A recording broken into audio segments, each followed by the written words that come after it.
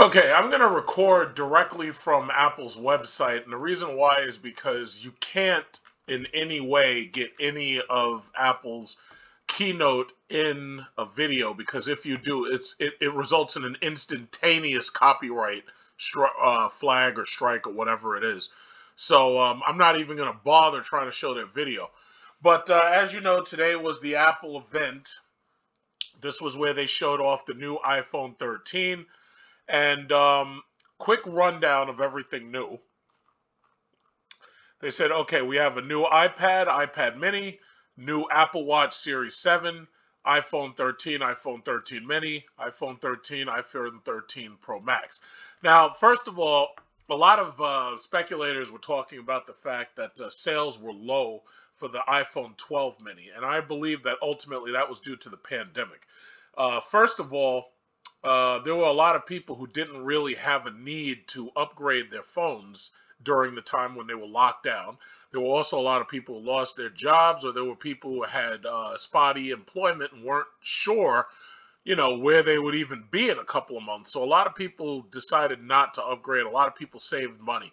Now, the iPhone 12 is otherwise successful. However, it didn't sell where they expected it to sell.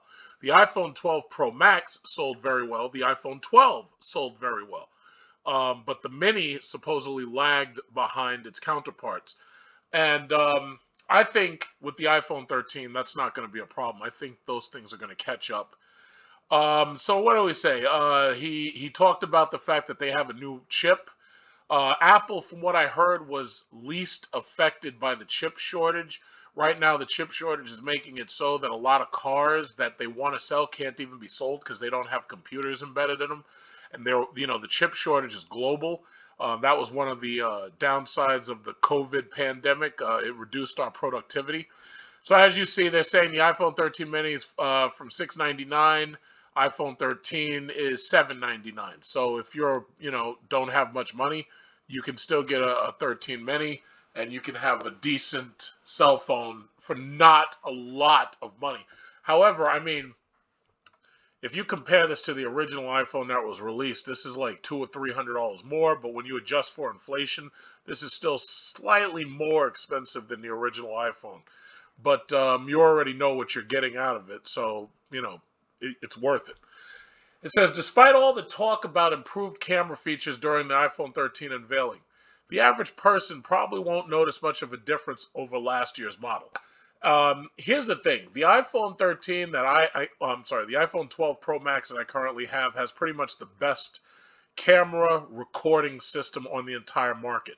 It's not just about the camera. It's not just about the megapixels. It's not just about the 4K 60 frames per second recording.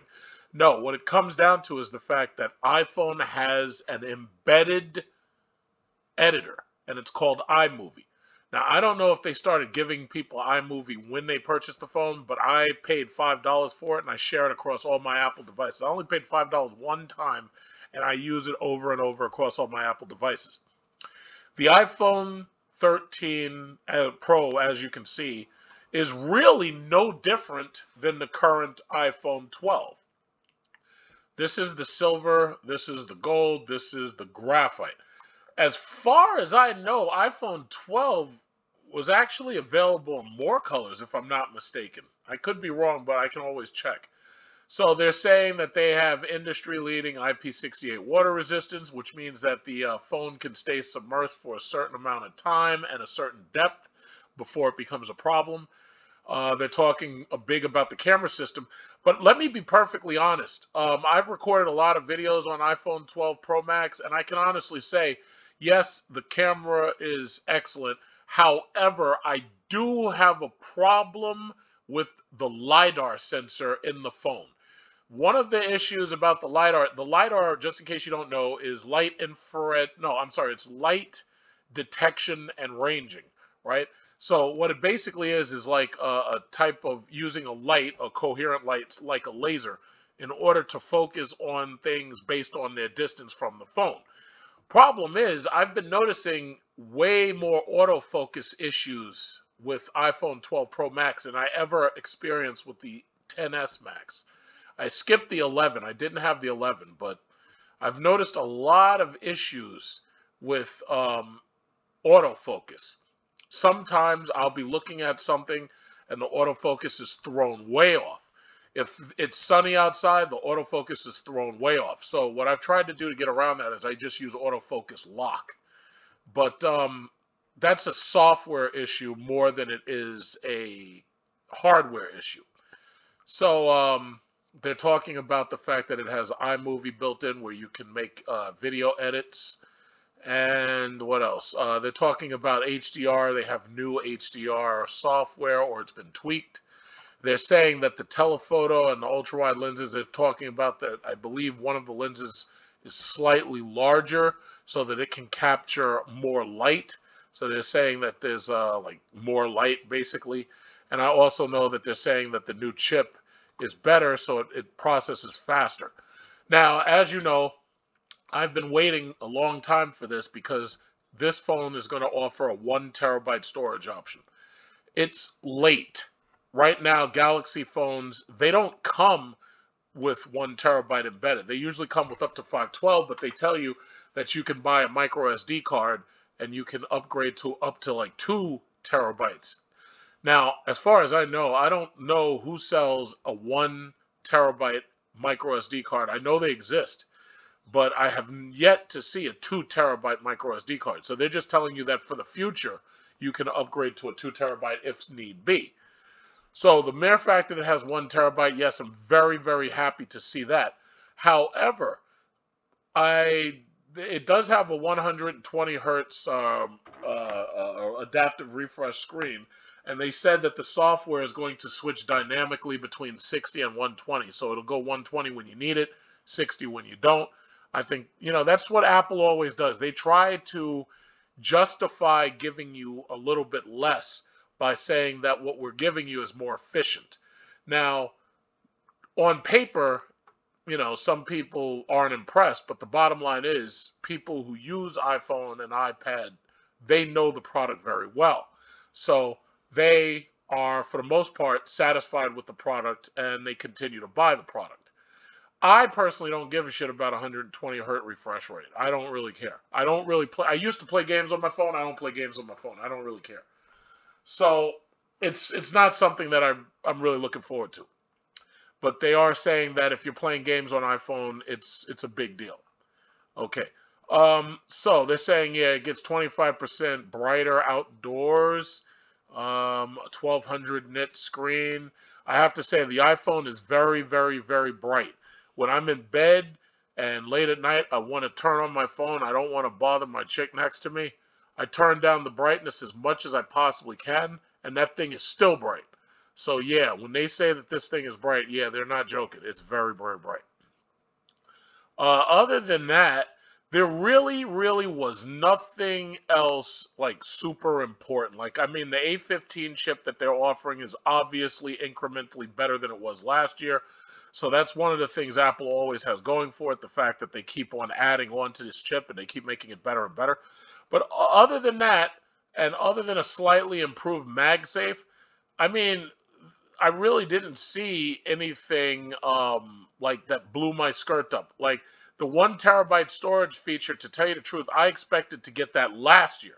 I expected right now to have an iPhone 12 with 1 terabyte because 10s Max had 512 and 11 had 512. So I didn't expect that I would have to wait a whole nother year to get to a terabyte phone. If I put the pre-order in, the only feature that is really being offered that I actually want is the 1 terabyte storage. And you can start pre-ordering on Friday. That's September 17th. That's what they said. That's when you can start ordering it. But other than that, I didn't really see much special.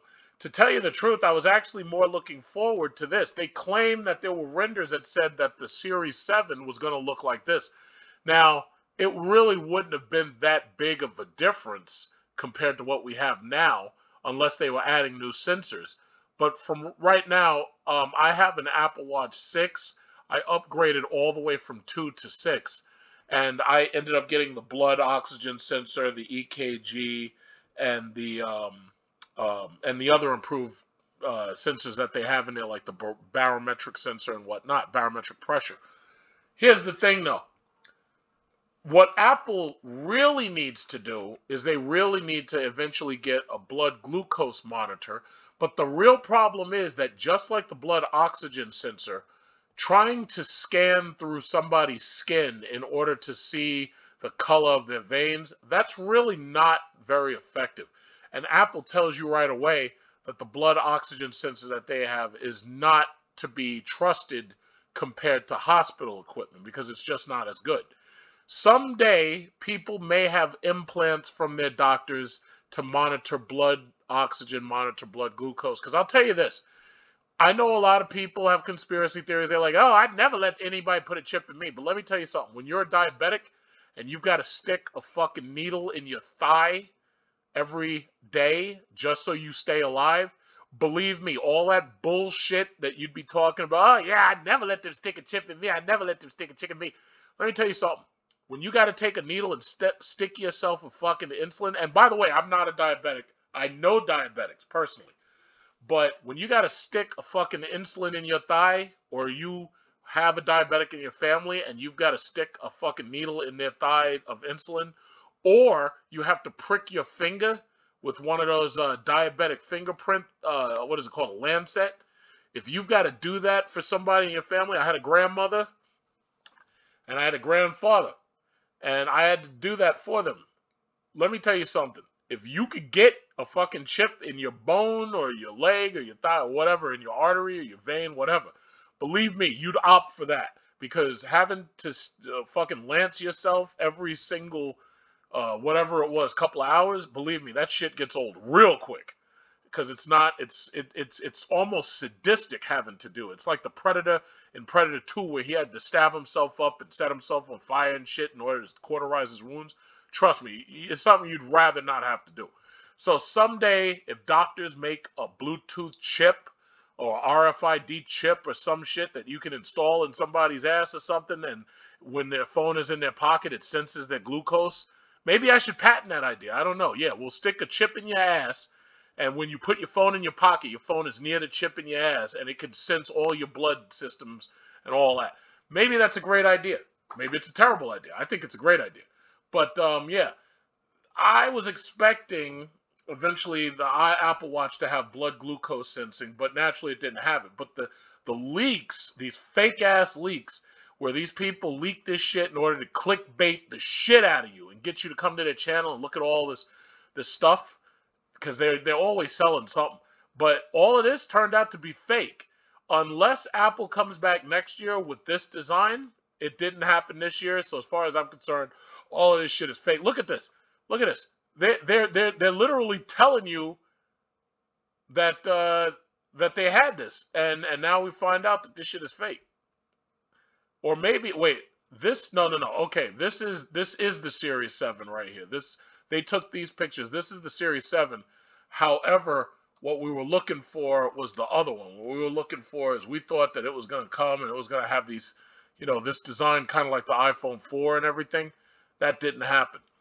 Another thing was the iPhone 13 did not have Touch ID. I thought that what Apple was going to do was do just like what they did on the iPad, and I thought they were going to put Touch ID in the button. They didn't do that. Then I saw a leak like this that said that they were going to put Touch ID under the screen. There are some phones that have a Touch ID fingerprint scanner that uses ultrasound, and they put it right under the screen. And the ultrasound is able to sense the ridges and the pits of your thumbprint. That didn't happen either. So now we've got two features, one for the Apple Watch, or I should say two for the Apple Watch, and then one for the iPhone that just didn't happen. So those leaks are nothing more than confirmed clickbait at this point. So that's just basically it. What you've got is an iPhone 13 that looks almost exactly like the iPhone 12. If not exactly, it really does look exactly like iPhone 12. They kept saying something about the Touch ID, no, not Touch ID, the Face ID. As far as I can see, this thing looks exactly like what I already got. as far as I can see. They said that they reduced the size of it, but you know, yeah, it does look okay. So I can definitely see, yeah, they did reduce the size of it, but the thing about it is, it's still there. So as far as I'm concerned, I mean, I still see the damn thing. I still see it.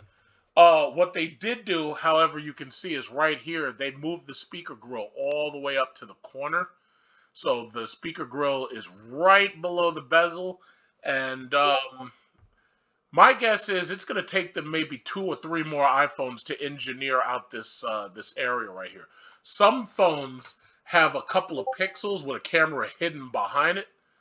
But this phone, you know, they didn't do anything that we were told that they were going to do in these leaks. So as far as I'm concerned, none of that happened. So here's the bottom line.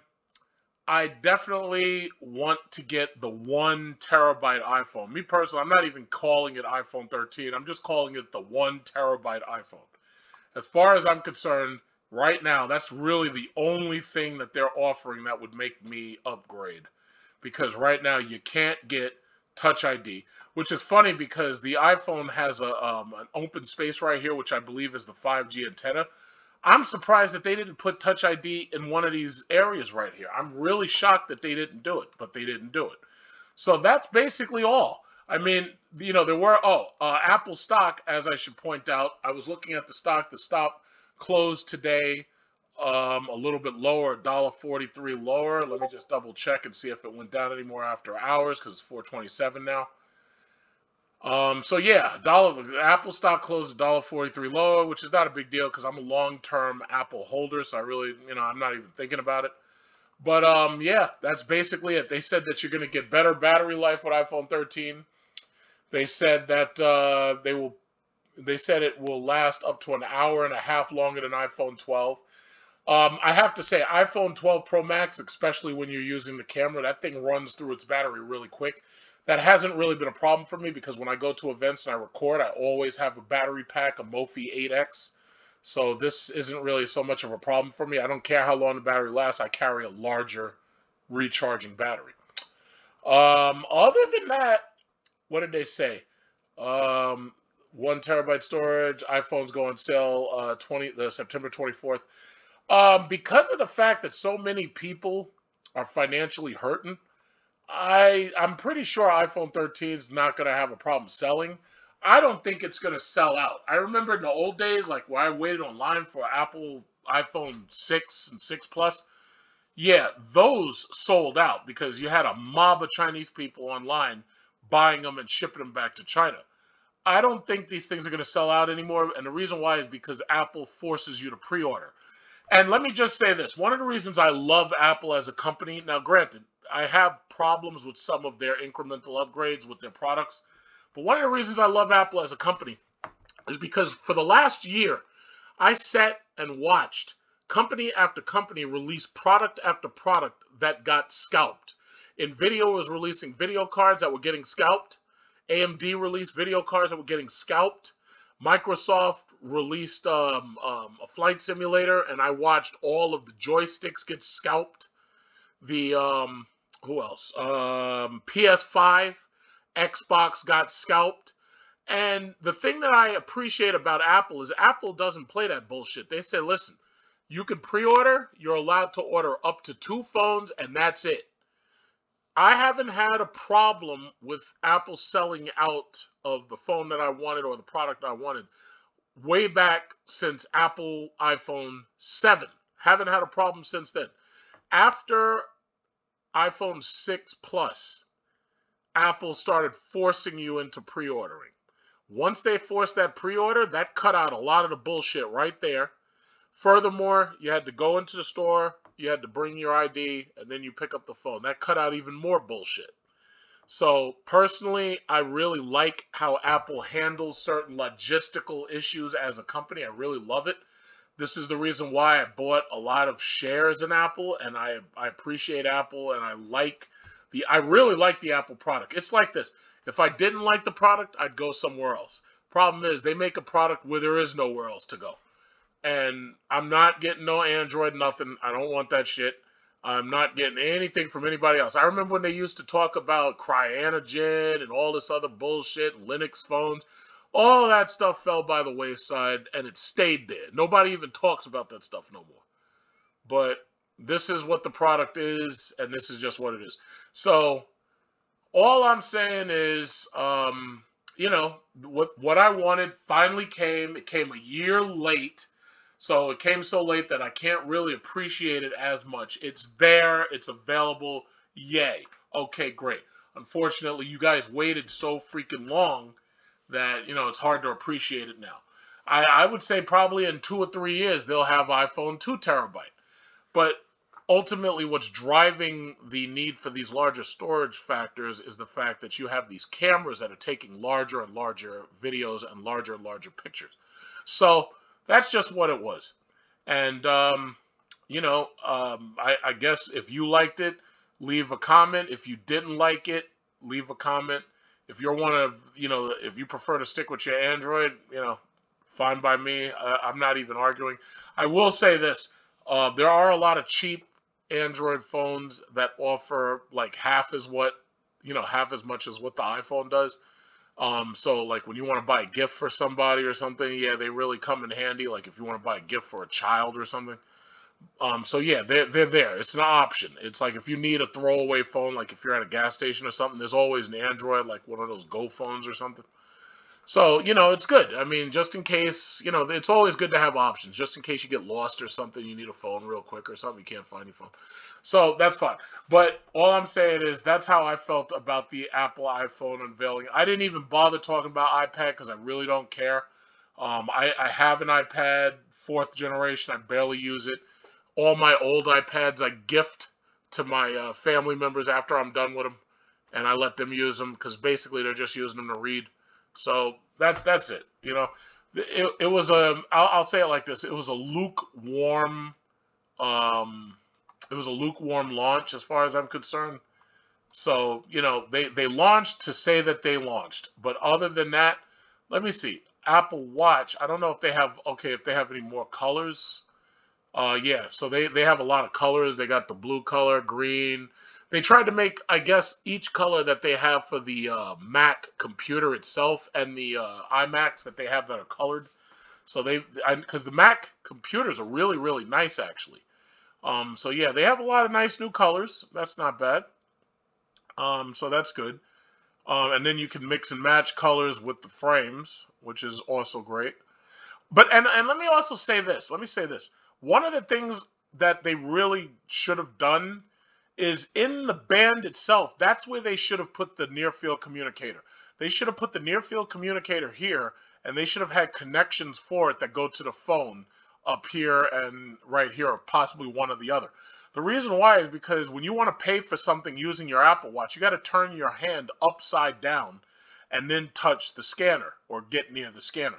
If they had a near-field communications built into the band itself, that would actually be a lot cooler, and it would justify the prices that they're charging for these goddamn bands, because these bands are expensive. Every single one of these bands is between $50 and $100. I mean, they don't joke. When it comes to selling a product, these guys do not joke, which is one of the reasons why I appreciate being a shareholder, because, you know, they make me money and they pay a dividend. So I ain't got no problem with that. But other than that, yeah, it was a nice launch. It was a lukewarm launch, and that's all I really had to say about it. So again, if you got questions, comments, whatever, leave them in the URL section.